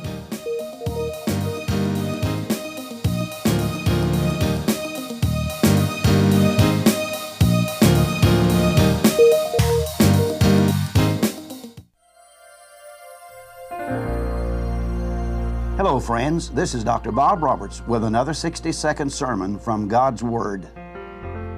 The Bible says, "Then said Jesus unto his disciples, If any man will come after me, let him deny himself and take up his cross and follow me. For whosoever will save his life shall lose it, and whosoever will lose his life for my sake shall find it." When Adolf Hitler came to power in Germany in 1933, he scornfully dismissed the church and her pastors as an irrelevant force which posed no threat to the Nazi agenda for that great nation. He boasted to his inner circle that if I wished to, I could destroy the church in just a few years. It is hollow, it is rotten and false through and through. One push and the whole structure would collapse. We should trap the preachers, he said, by their notorious greed and self-indulgence. They will swallow anything in order to keep their material advantage. The parsons will be made to dig their own graves. They will betray their God for us. They will betray anything for the sake of their miserable jobs and income. The dictator's words proved to be tragically accurate. The great majority of Christians in Germany looked the other way and remained silent. However, in 1940, at the height of Hitler's power and popularity, a courageous young pastor named Dietrich Bonhoeffer denounced the church's failure to speak out against the evil. He called on the church to repent of her silence and cowardice. Bonhoeffer's warning went unheeded, and in less than 5 years he was hung naked from a piano wire noose in Flossenburg concentration camp, having paid the cost of discipleship. Today's 60-second sermon has been presented by Christian Foundations of Faith in cooperation with the Baptist churches in your area.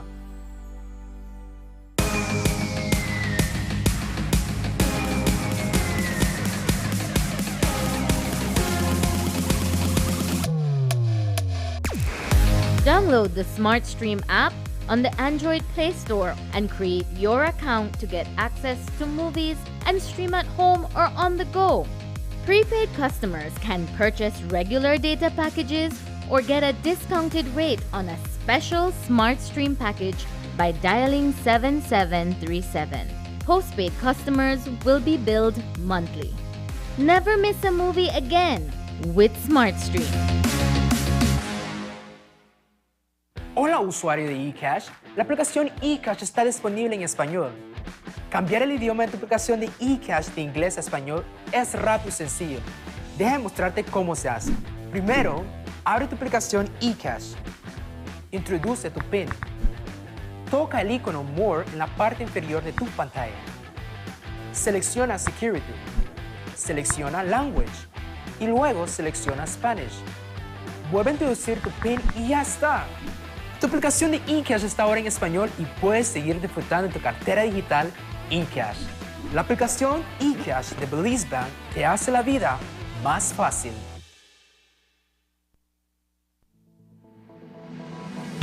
Applying for a Social Security sickness benefit? Here's what you need to know. A complete claims package includes 1. Sickness claim form fully completed by the claimant and medical doctor. 2. Salaries record form completed by the employer or HR representative. 3. Proof of bank account such as bank book, online banking, or statement displaying your name and account number. To submit via email, you need to take a clear photo or scan of the documents and email to claims@socialsecurity.org.bz. Be sure to include your full name, social security number, and benefit type in the subject line of the email. Or you can drop off all completed forms into the Dropbox slot at the nearest branch office. Deadline to submit is 14 days from your first day of illness. All forms are available on the website at www.socialsecurity.org.bz. Social Security Board, safeguarding you, your family, your future. My name is Julie, and I'm a single mom raising a 10-year-old son.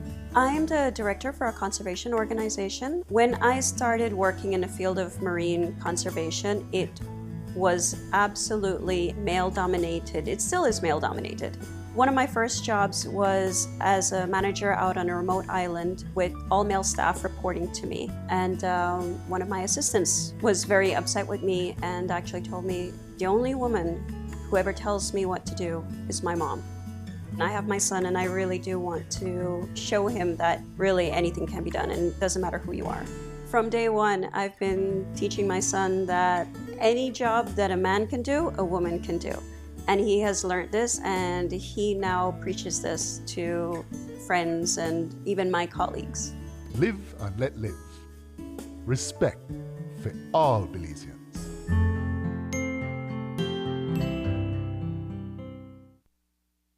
Are you looking for low-cost television advertising? Have we got a deal for you? Advertise on Channel 5's Daily Classifieds. Channel 5's Daily Classifieds is one of the most effective methods for introducing yourself and your business to the community. Use our Daily Classifieds to recruit employees, promote specials, promote your products or services, promote a business opportunity, increase traffic to your website, and advertise items you have for sale. Let us help you to save valuable time and money. Call us today at 280-0013 or visit us at our offices on Coney Drive to discuss how we can help your business grow affordably. Channel 5 Daily Classifieds. Advertise today.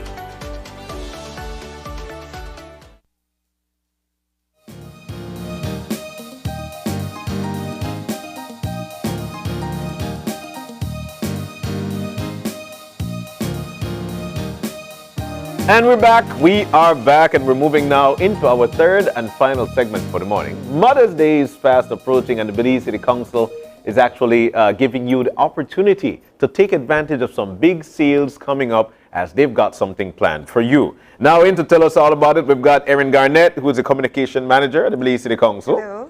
That Erin, with a blouse pump.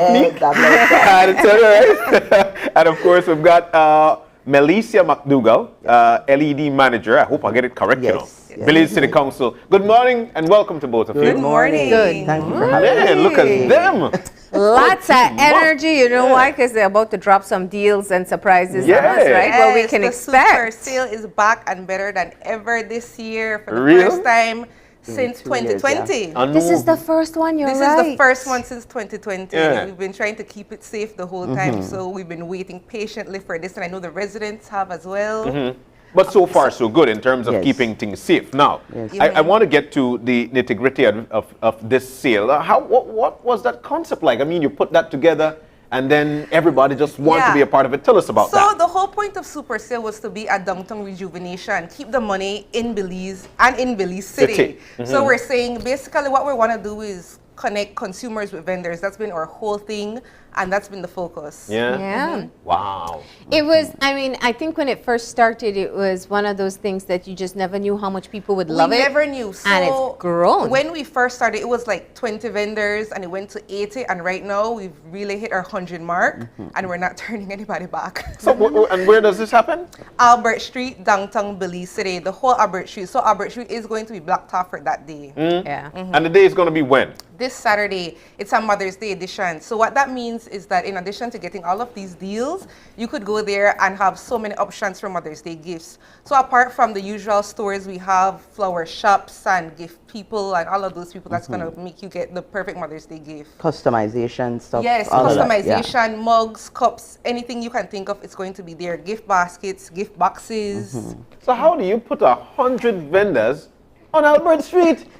You spread out. And the thing is, we just take it along as much as it can go along, because Albert Street is pretty long. So we're not giving ourselves, a limit. You can go down the street. But the whole point too is to rejuvenate the entire downtown Belize City, just because of the fact there are some areas on Albert Street that some people would not want to tend to go. They would stop, further down after maybe Church Street, and that would be it. But along that way, there are other opportunities for people to shop. So the whole point of it was to also open up opportunities for our business people to get some business from our Belizeans. No, it's when you look at the downtown area, what's the relationship like with the shops themselves? Or do they feel that you're taking away customers from them? Do they embrace having this influx of people? They love it because apart from a usual Saturday, we're bringing much more consumers downtown. So it's an influx of business for them. And people are going to find what they've been looking forward to ever so long. But I want to get back to the rejuvenation project. Now, you did mention that there's some parts of Albert Street that people wouldn't want to venture into. Since the start of this this super sale, what have you noticed in terms of the rejuvenation process? Well, since it's back now, it will take us a while to get back to where we were before, because originally when the super sale had started, that was the official start of the rejuvenation, but COVID came and swooped, literally just stopped everything from moving. So it's now up to us to kind of figure out a way to get this back on track, which is, the whole point of getting the super sale back online. What was the decision-making process in deciding that this is the right time? Really, the fact that the government feels comfortable enough to do all that they are doing with the regulations. So at this point, because we've been wanting to bring it back forever, but we wanted to wait until the right time. So now that they're saying that they're comfortable enough, we're going to say, let's do this. And what a better time than Mother's Day. Everybody has to buy a edition, gift. guys. Bring your moms. So, and she could pick out her own gift. She could pick out her own gift, or you could have something prepared and delivered for Sunday. It's whatever you'd like to do. One of the highlights for the event, which I find to be awesome, is the Mother's Day tent. There will be something created specific for Mother's Day, well dressed, and children, adults, teens, whatever, can go there and have something made for their mothers. They can actually make a card or something really cute or special. We will have people on site to help them to do so that. we're So that's looking fun. at a kids zone. So it's really something that we wanted for the entire family. That's really the idea of super sale. And like what you were saying, what we noticed is that people feel much more comfortable downtown with the growth of the super sale, and we've been seeing the growth and the impact, and that's one of the things that we have noticed.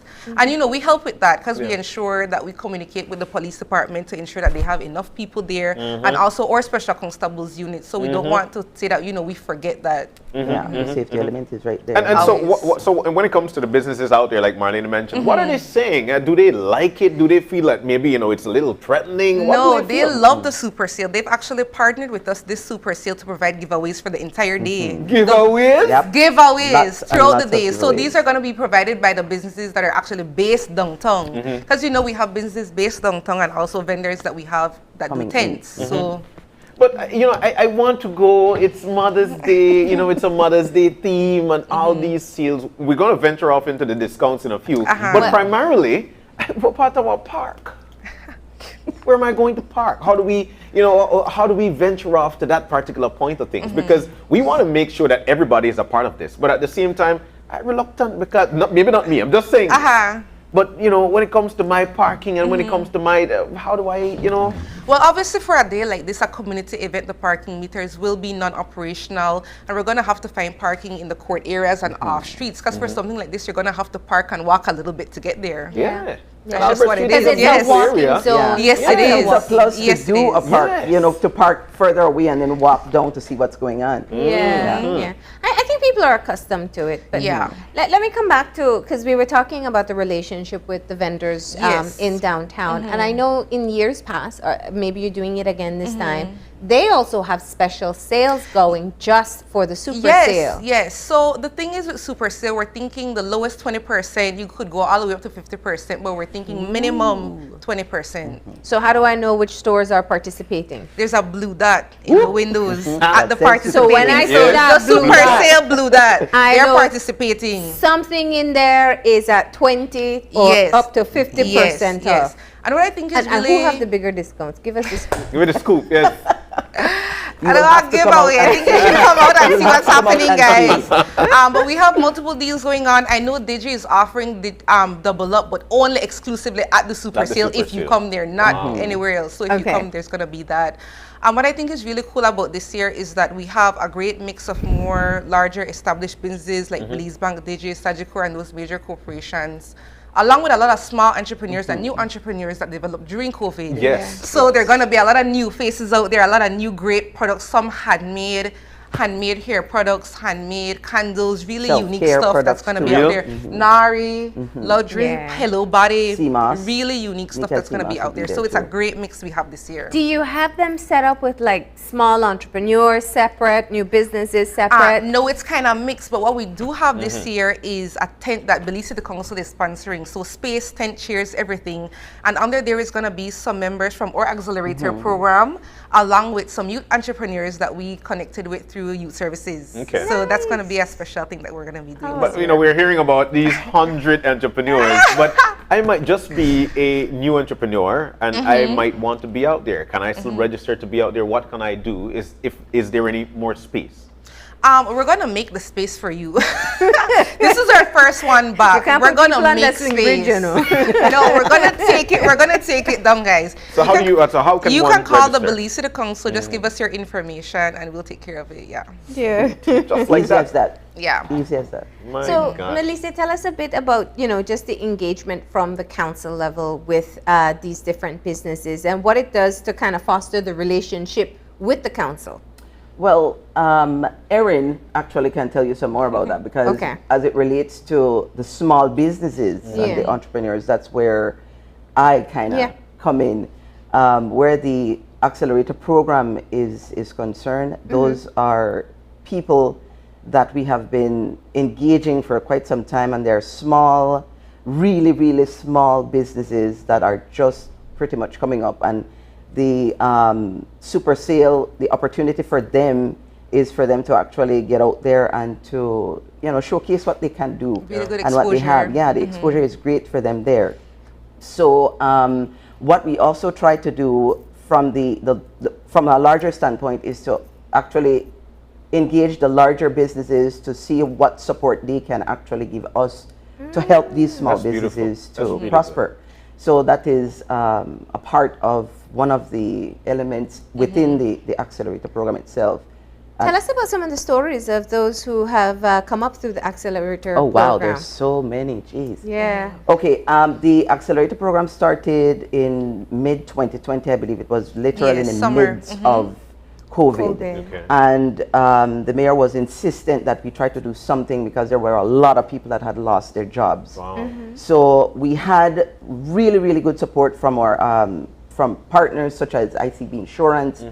That's to name one, but there were several of them. The Taiwanese embassy actually supported us as well for the first segment of the accelerator program, which actually turned out just about 30 small businesses, and those were people that were, kind of struggling to make ends meet with regards to the loss of jobs. Most of them were in tourism.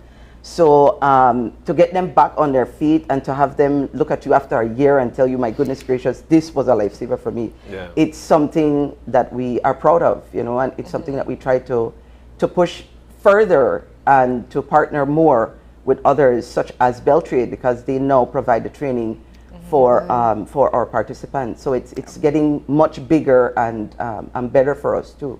What type of businesses? I mean, a lot of people, when they lost their job in COVID, they didn't know what to do. And I think the entrepreneurial spirit was really lit in many people. Yeah.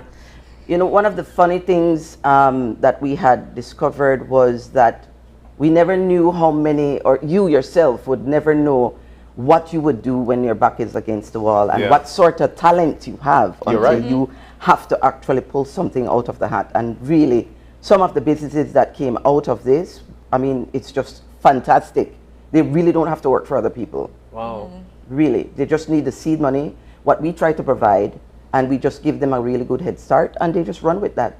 Yeah. We support them along the way, of course, because when you are in a small business, you have to give that room for failure at some point. So we try to encourage them, we try to provide training in between and after the training originally is given, so that they get the actual support and encouragement they need to continue, because sometimes you really get down when things don't go your way, and some people find it easier to give up, but we try to push them, And they're doing what? Food, crafts? They're doing food, they're doing crafts, they're doing bartending things like mixed drinks and all of these wonderful things. Mixed drinks to go? Yes. Some of them you will actually get to meet at the super sale. So yes. Actually, after 1 year, so that's under the tent where the accelerator. Just so you know. So after 1 year of the accelerator program, actually 80% of the businesses were still functioning, which we thought was very huge, because so many businesses start and fail, and what we were thinking about is really continuity. So 80% was a big deal for us after 1 year. Yeah. Wow. And did some go back to work and still maintain their side business? A few of them did, yes, because of course, we do have extreme obligations, and COVID, of course, gave us a real cramp in a lot of things, and falling back on certain things, you have to figure out a best way to move forward, successfully. So yes, they do have 2 jobs. Which is better for them to kind of recover from losses they would have experienced. Yeah. All right, so we got to look out for the accelerator program under the Belize City Council tent. There's a kids zone where kids can make their own There's craft. a food court. They're gonna be Project X tickets we on don't rush sale. past food here. I love it. I love it. Rush past food here. There's a food court in Battlefield Park this Saturday. So What can we get? An array of Oh my food: goodness. ceviche, fried chicken, rice and beans, hot A good dogs, number burgers. of these people also are from the accelerator program. So this is nice. Yes. This is nice. But the downtown area is filled with all sort variety of foods indeed. We're also going to be having live performances throughout the day by a band based out of Orange Walk called Surpassing Silence. So it's like rock music, jazz music, soul. So It's gonna be- entertainment. Of course, entertainment, guys. Look here, man. Of course, entertainment. We're gonna have some DJs out there. Project Ace is gonna have a booth and selling tickets, so they're gonna have music as well. They're going to Rama be J's. spraying foam too? Not out there, no. Oh, okay. It's a family event. Too many mothers that It's will a get family upset. event, guys. Yeah, Something yeah. for everybody. We also have, some drinks. We have Twisted Mix bartending, brain freeze margaritas. Wow. It's The going to be a variety great time. is going to be There's there. something Come for out. everyone there, I think. Something for Definitely. everyone. Look out for that blue dot, because Yes, percentage guys. after percentage discount. So I remember the last time, was it Christmas that you had your last Our super last sale? super sale was February 2020. That was Valentine's That was the edition. biggest one, right? Okay. So how many people do you expect to pass through the area? Thousands. Yeah. Thousands. Yeah. Definitely It's a lot. thousands. So it's like that. Yes, it is Yes. like that. My All right, so God. what's the time? It's 10 a.m. to 6 p.m. 6 Okay. 10 a.m. to 6 p.m. That's a great time. Yeah. Very, very good time. Keeping it family friendly. Yeah. All right, Yeah. anything else that you'd like for people to know about this Mother's Day edition of the Super Sale? Basically, we just want everybody to come out, have a great time, bring the entire family, and come get Mother's Day gifts, guys. We're honoring our mothers this weekend. That's the goal. All right. We hear you. All right. But So this let me was- tell you yeah. what's on your must-visit boot from the Wow. sale on Saturday. Personally, Give me For a you, top yes. 3 and I'll make you pick favorites, Yeah. right? I am personally a fan of lizard juice, and that's going to be there. A fan of skin. Mia. Yes. Oh my goodness. Homemade sangria, guys. Mia is fantastic. They've been on here with us. Delicious. Yes, it's very good. She really So and it sells out fast, so get there early. Does. Yeah, it does. Look, I pinch my bottle. Okay? I never have guests over and they see that bottle because I don't share. All right, so we got lizard juice, we got sangria. And I'm definitely hitting all the locally made skincare brands. There are multiple out there. Okay. Nari, Hello By Shannon will Body, be there too. luxury skincare. There are multiple homemade brands. So that's like I always hit the skincare boots. All right. So we got the best. We got the top And your three. top three? Don't think you get away from it. You know, well, like I said, Sangria Mia is my one. That's definitely first and foremost. It's restocking time. And of course, Stitch by Shans is going to be there too. And the reason why I mention her is because handmade accessories. She is so good with these things that she makes. My daughter is always into, Mommy, when are you going to bring me another scrunchie? I'm like, what is a scrunchie? Oh, the thing with your bean and your what? No, the what you wear in your hair. You have those. And she has these, she makes satin handmade hair accessories, bandeaus, scrunchies, bonnets, all hair care, all handmade. It's like satiny kind of material, so it doesn't pull the hair. It's fantastic.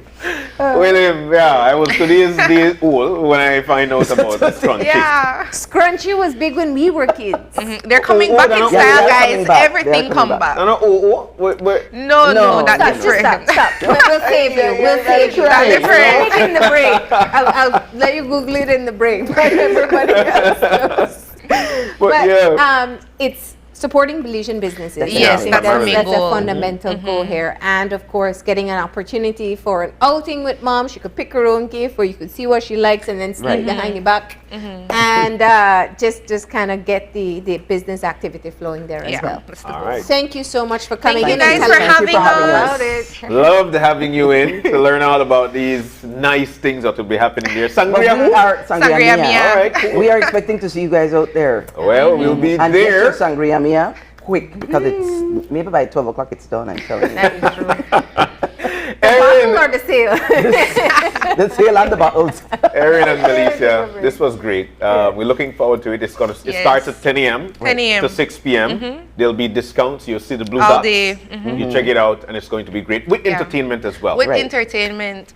All right. It's going to be a fun-filled day. You can't beat it. Belize City Council and their Mother's Day Super Sale coming back after what? 2 years? 2 years. My it's goodness. the return of the Super Sale. Yes, it is. And it's Mother's Day. And it's actually bigger than it was in February. Of course, already. All right, guys, thank you so very much for joining us. Thank you so much. All right, so we're going to take our final break of the morning, and when we come back, we'll be wrapping things up. Stay with us. We'll be right back.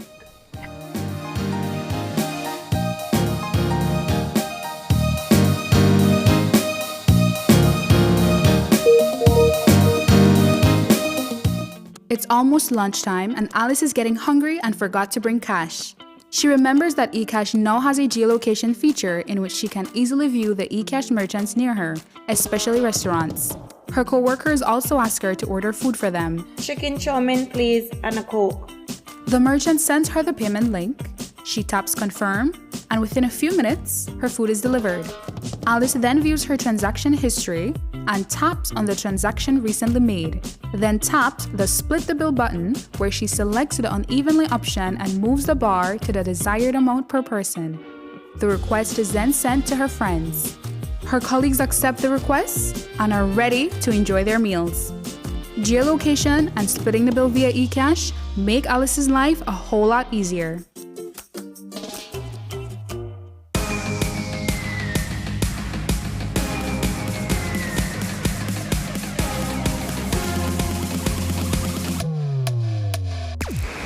Download the SmartStream app on the Android Play Store and create your account to get access to movies and stream at home or on the go. Prepaid customers can purchase regular data packages or get a discounted rate on a special SmartStream package by dialing 7737. Postpaid customers will be billed monthly. Never miss a movie again with SmartStream. Are you looking for low-cost television advertising? Have we got a deal for you? Advertise on Channel 5's Daily Classifieds. Channel 5's Daily Classifieds is one of the most effective methods for introducing yourself and your business to the community. Use our Daily Classifieds to recruit employees, promote specials, promote your products or services, promote a business opportunity, increase traffic to your website, and advertise items you have for sale. Let us help you to save valuable time and money. Call us today at 280-0013 or visit us at our offices on Coney Drive to discuss how we can help your business grow affordably. Channel 5's Daily Classifieds. Advertise today.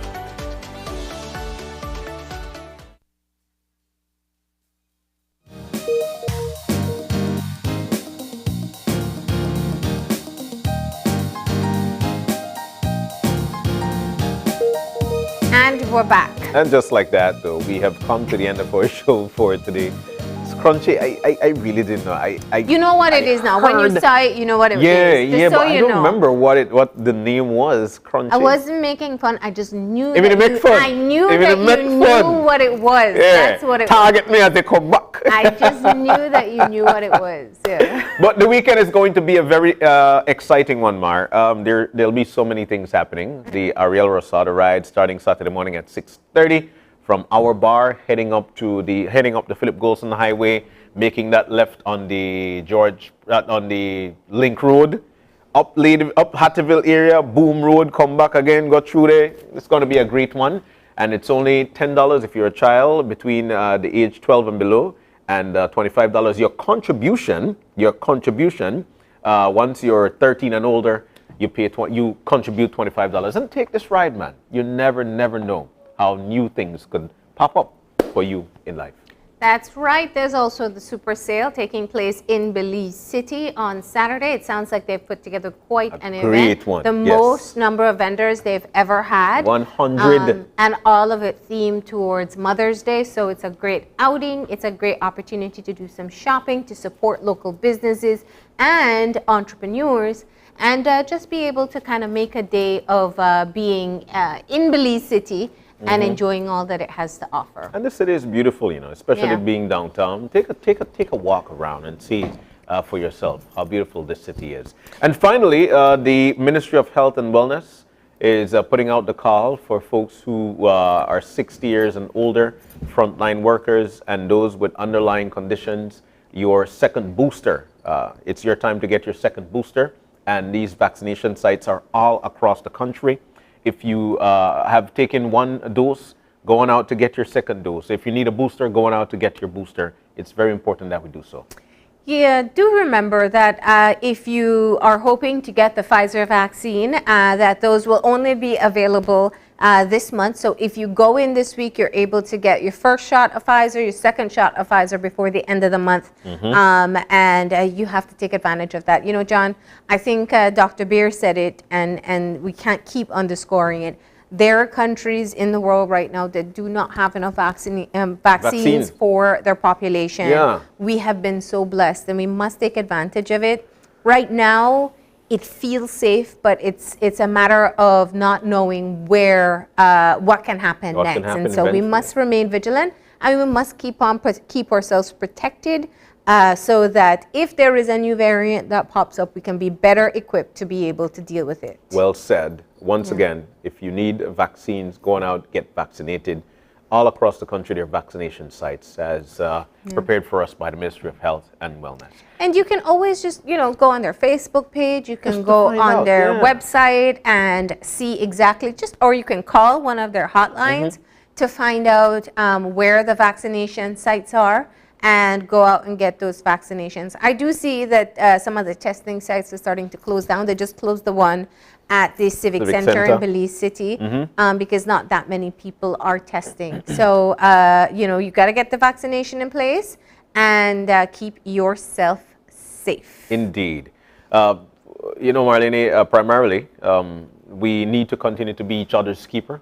We need to continue to be our eyes and our ears for each other so we could eventually be safe. But we've got to go. Without you, this is not possible. you actually wake up, you open your eyes, and started your morning right with us. If you've got any questions, any concerns, you could drop us a line at oye@channel5belize.com.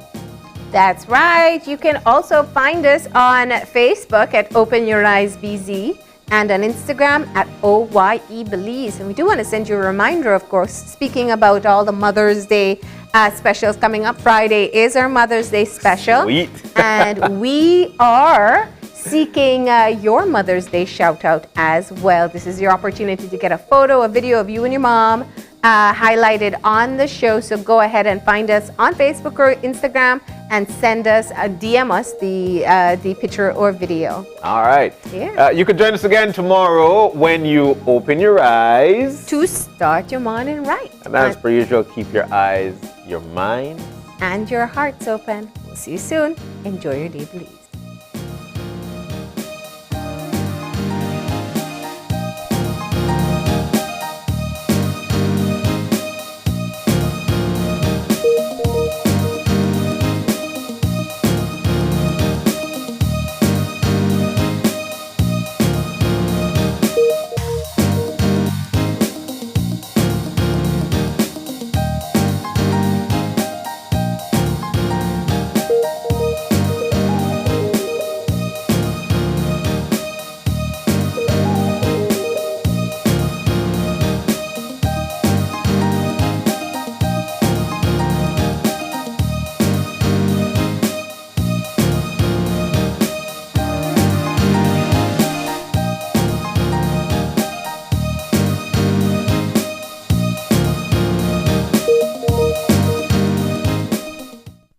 Open Your Eyes was brought to you by the Belize Bank. Our country, your bank.